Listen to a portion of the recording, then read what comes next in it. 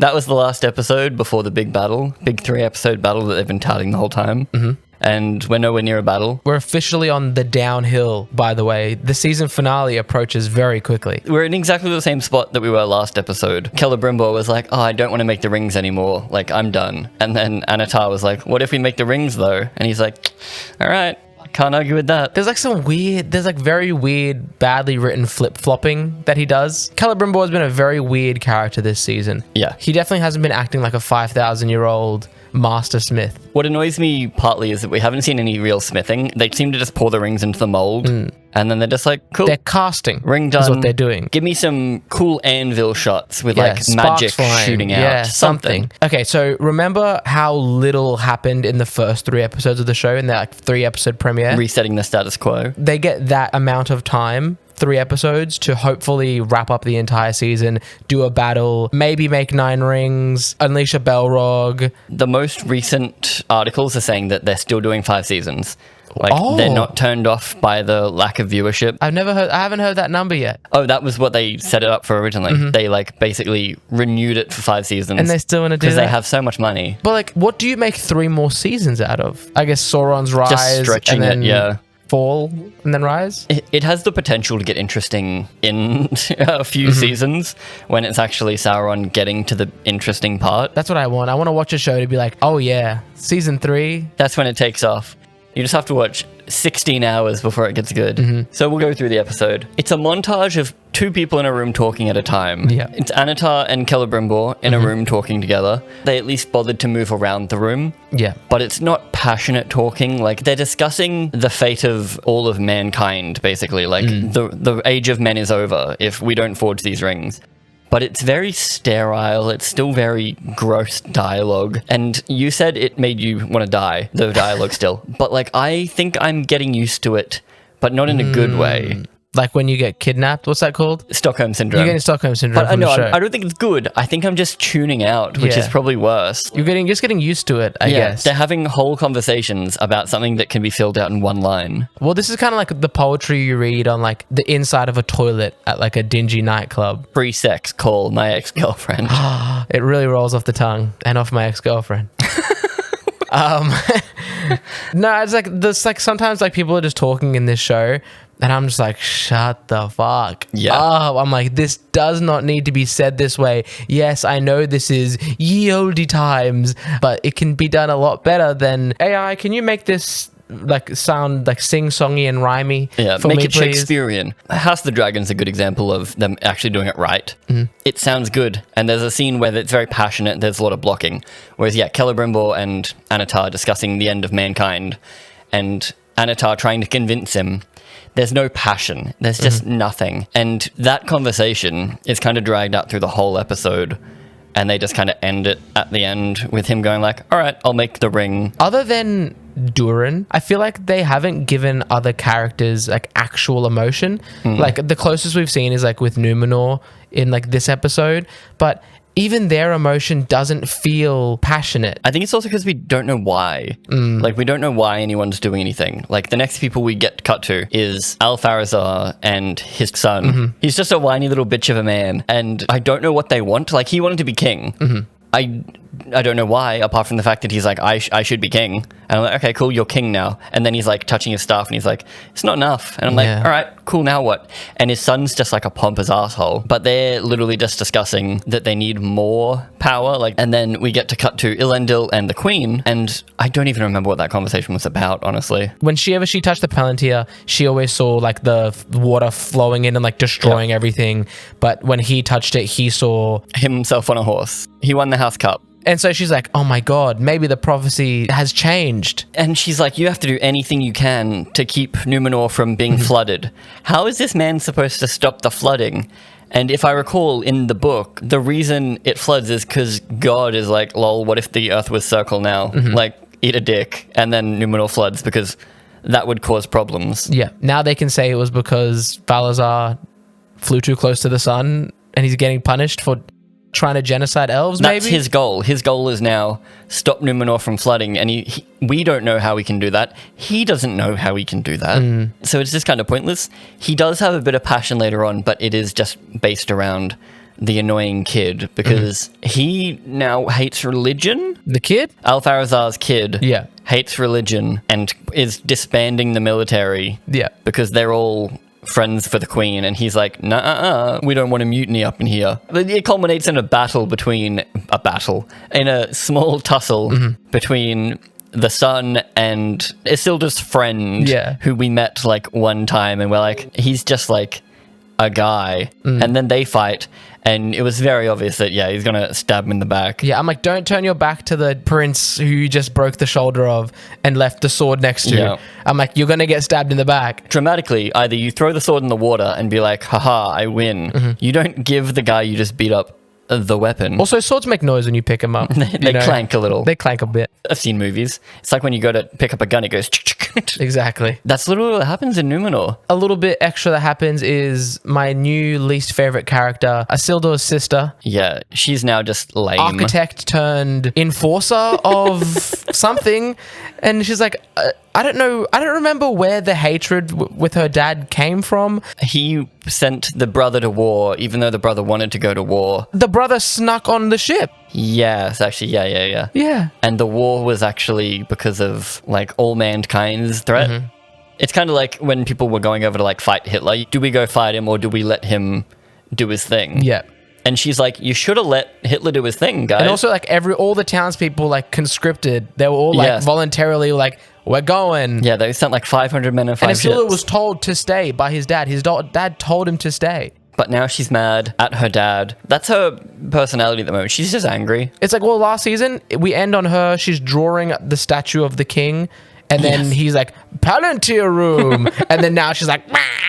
She's like, elves are bad, even though, That's what it is. They're all united under their racism. And that's how we know they're bad guys, because they hate the good guys. You think she would also like elves because her dad's name means elf friend. And also because she's an architect, and surely elves have the most beautiful architecture. You would think so, but all the architecture in this show just looks the same to me. Like, they keep cutting to Eregion, and then they'll cut to the Numenor, but they're both just tall towers.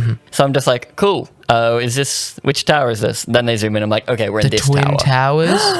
I just don't see where Numenor's going, because we're about to have a 3-episode battle in Eregion. They're going to do their own civil war. But we only have one character we like there anymore. Black Queen and Isildur's so dad. We have Elendil and the Queen. But what are they going to do? Someone's going to come to him and say, the true king of Numenor is a woman. Is you. Oh. Because it can't be a blind black woman. It can. You're telling me it's going to be a minority with a disability? But somehow, in the next 3 episodes with all the battle, we're still going to get Gandalf. There was no Nori or Gandalf, not Gandalf, this episode. Yes! Bad. No! I mean, good and bad, because, like, it's somehow weirdly the most relatable story, because there's something about the Half-Foots and, like, hobbits in general, that's just more relatable. Because there's a reason why The Lord of the Rings was about the hobbits. Like, they're the everyman, because they're literally the little guy. Yeah. And then this show's like, but what if 4,000-year-old elves that you can't relate to and that show no emotion? People who are good at everything they've ever done. This Aryan race. And just defy physics. Like, what if they're the ones you have to root for? Who's our next 2 people that are talking in a room? And we get Durin in the cave with his father. Yes. And the advisor. And his dad is now... This must have been a cheap episode. It really is just like, here's the set you have. We're going to spend a day filming you 2. But we do get a nice establishing shot of a mountain. Thank you, New Zealand. Why do the dwarves need the rings that they got last episode? They need it because their old ways aren't good enough anymore. Yeah, they just suddenly stopped being good at mining. The people who are the best at mining, and they use a couple of fun words. Delving, like they use like the term like delving, and I'm like, that's kind of cool, even though they're mining upwards to find sunlight. And he's like, you need to mine right here. He's like, but father, that's a load-bearing wall. And then he breaks it anyway, and nothing bad happens. When he finally like touches the stone and breaks through, that it shows that there's a big subscribe button outside. It shoots in. All the notification bells shoot into the ring and bounce everywhere. But it still shits me so hard that the reason they needed this evil magical ring that's corrupting all their people is to get sunlight. Yeah, is to get the thing that's just outside. And because like they can't dig mountain anymore, taking away their ability to mine just to give it back to them via the ring seems very closed loop. Like it's not greed or anything. Like, the ring is making them greedy. Like, without this one ring corrupting power, they didn't want the ring. It makes the uncorruptible corruptible, because his father wasn't greedy, but now he is greedy. It feels like the other greedy dwarves should have wanted the rings. Well, didn't you see that one do this? Explain this science to me. They need sunlight, right? To power their city and their crops or whatever? Yes, to grow plant. Yes. And there is a front door, presumably, that Durin leaves and comes back from. And they showed that the way they get sun is by bouncing off like a bunch of mirrors and then coming through. Why don't they just shine the light through the front door? That's a hole that isn't closed. I mean, they could even just farm just outside. Like, I get they're mountain people. That's what they want. But the king is like, we are not slaves to the sun. We control the sun. We bend it to our will. And it's like, no. If you need it to light your city and to eat your food, and if it goes away, you die, you're pretty much slaves to the sun. Yeah. It's the dumbest reasoning. That's what I mean. I feel like they could have been like, oh, I want to delve deeper, but we can't figure that out because we're good at mining up here. Crazy good at mining up here. But we want the rings to go down. And then Durin's like, Dad, maybe we shouldn't. And Dad's like, no, I want that. I need that thing for this other reason. It just annoys me that they're taking away the one thing that the dwarves are known for just to give it back to them by the ring. And the rings are just so vague by themselves. Like, the rings just do whatever they need to do. And I'm not mad at, like, soft magic systems where it's like, it doesn't need to be spelled out to me exactly what the rings do. I don't need a Jujutsu Kaisen guy to go, well, this is what the ring does when you use it in this way. They just need some kind of logic other than the ring when you're wearing it. If you touch a wall, you go, I dig here. And he's like, I can see every vein of gold in the mountain. They're relying a lot on member berries of, do you remember what happens in Lord of the Rings? Like, do you remember that time that the ring made people corrupted? And he's like, where's the ring? Where's the ring? I need the ring. Like, and then they even go so far as to show the door from the entrance to Moria. Yeah. Like, they're literally like, here's that door. Has nothing to do with anything in the scene. It can only be opened with friendship. And it only glows in the moonlight. Like, they just go into it so much, and it doesn't affect the scene at all. That dwarf has never talked before. Like, this new relationship between elves and dwarves is paper thin and happened in like 5 minutes at the end of last episode. Yeah. And we also get the ring makes you invisible because this ring is different. Remember in Lord of the Rings how it made her invisible? We get the semi-decent moment where she's like, oh, there's an evil fire demon here, which we're pretty sure is just Anatar's real life form. When she was in the other world, she could see it, which I guess is interesting, but they're not going to use that apart from that. He didn't convince people by being sneaky.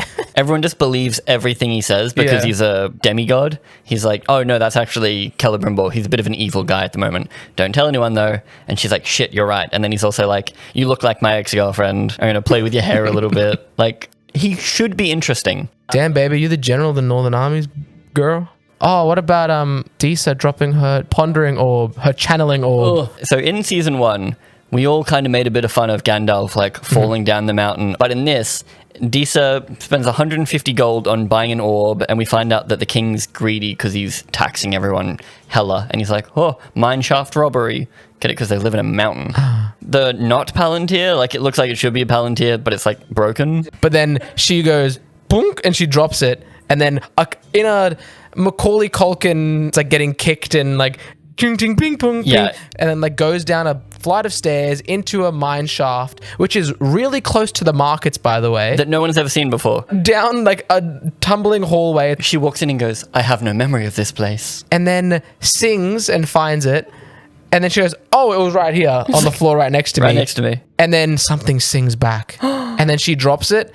And it shatters immediately, even though it fell down into the depths of Moria. It was just so slapsticky, so stupid. And that storyline kind of just says, like, oh, remember that last season we showed you there's a Balrog under Moria?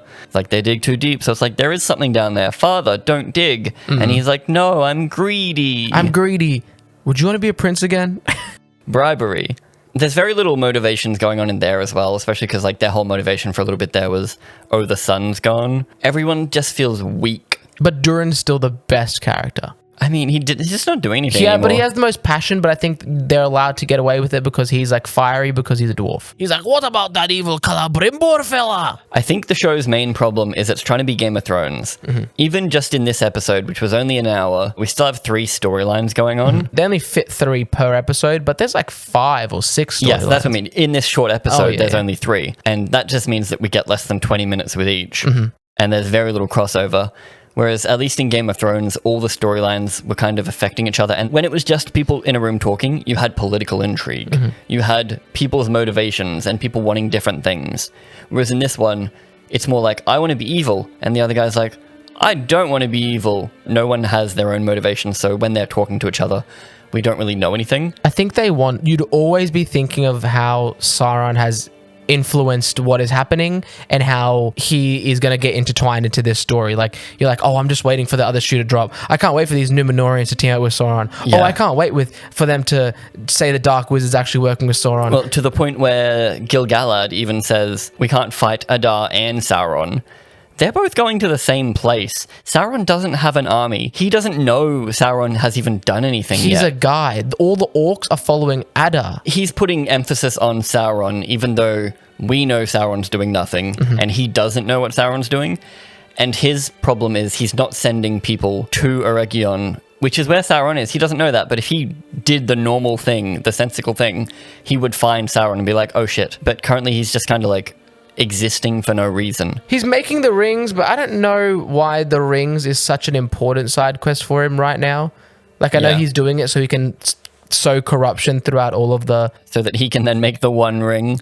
It's a very convoluted plan. Which they also haven't explained very well. Yeah, which is why I feel it's so directionless as a show. Because it's like, what are these people doing? Everyone's just kind of doing stuff that we can't tell that matters. Like, people are very plot-brained nowadays. So, like, we want people to be doing something for a reason. In Game of Thrones, everyone kind of had a thing they were doing that was important. Yeah. Arya had her vengeance storyline. Jon Snow had to stop the White Walkers. Ned Stark, who was kind of the season 1 main character, was discovering this mysterious plot that was afoot. He had to figure out what was actually going on there. Daenerys was freeing slaves, or... Yeah, she has the whole thing. Whereas here it's just, for some reason, Sauron wants to make these rings, but there's no mystery. Like, there's just nothing...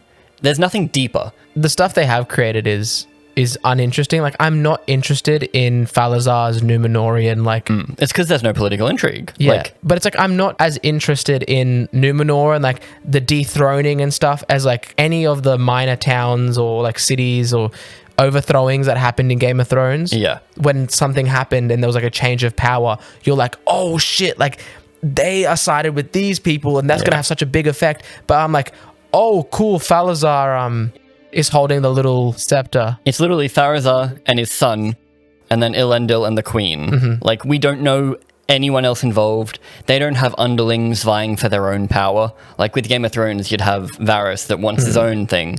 You'd have Littlefinger who also wants his own thing. They're their own, like, contained story. They're literally on an island. Yeah, they're not intertwined really in, like, Middle Earth and what's happening there. It's not like the High King of the Elves being like, we are waiting for the Numenoreans to come again and aid us, just like they helped last time. Yeah, 1,000 years ago. They're just doing their own thing. At the very least, yeah, you would want them to help. Even season 1 kind of touched on it. Season 1 is feeling like the better season, which is kind of stupid. It's interesting. Because, like, at least then Galadriel was like, you're Numenorean, you helped the elves 1,000 years ago, you should help us again. And I can't even remember, but there was a weird thing that they were like, no, we hate elves now, and they're going to take our jobs. Yeah. Whereas that feels like at least there's a pull between two sides. Like, you can be like, oh, we helped you, but we don't like where it ended up, or something. There's literally nothing below the surface. There's not even a Balrog. I don't have hope for this next 3 episodes. Actually, I do have hope because they spent $1 billion on a battle, the most expensive battle ever filmed. Well, yeah, we're nowhere near a battle. Oh, I totally lied. I said there was only 3 storylines in this episode, but they also chucked in Elrond and Galadriel for about 2 minutes a pop. Yes. So there is 5 storylines. Elrond ran to the king and said, we need to send help. And he said, sorry, I can't. And then Galadriel is in a cage. Galadriel got the enemy of my enemy is my friend. We have a bigger enemy. The show thinks it's really smart by having Adar be like, we have a common enemy. And then it cutting straight to Anatar being like, in like a firelit room. I'm like, we know who the worst enemy is. They won't, but they could play it for laughs where she's like, Halbrand, Sauron. He's like, fuck, I had him in chains. Also, they're missing doing something really cool where, because there's so much fire happening in the forge, having Anatar's shadow be like the Sauron armor. But even then, we know who he is. So yeah, it's like, I just think it would be cool. But yeah, they would have had to set up something interesting. They would have to have a mystery. because even season 1 realized they needed a hook. That hook was super obvious that Halbrand was Sauron, but at least they had a mystery. They had something for both the characters to figure out and us to figure out. Whereas in this, everything is very plain to see. It's like, oh, the rings are evil. Like, Celebrimbor even knows that. Durin is like, the rings are corrupting my dad. And he's like, oh no, the rings are corrupting people. We should still make 9 more of them. Because Adar and Galadriel only just met, at most, because they're saying it's a 3-episode battle, the battle is going to start at the end of next episode. So we're going to have a bunch more talking. It's going to be 5 minutes at the end of the next one. All of the 7th episode, and then 5 minutes at the start of the season finale, and then we have to wrap it up. I'm hesitant to even say it starts next episode. It might be like they get to Eregion, and the producers are just like, no, that counts. That 3-episode battle. The army is marching. Guinness Book of World Records. Those orcs have been marching. Technically, they're on a war path. Tell us who your favorite storyline is.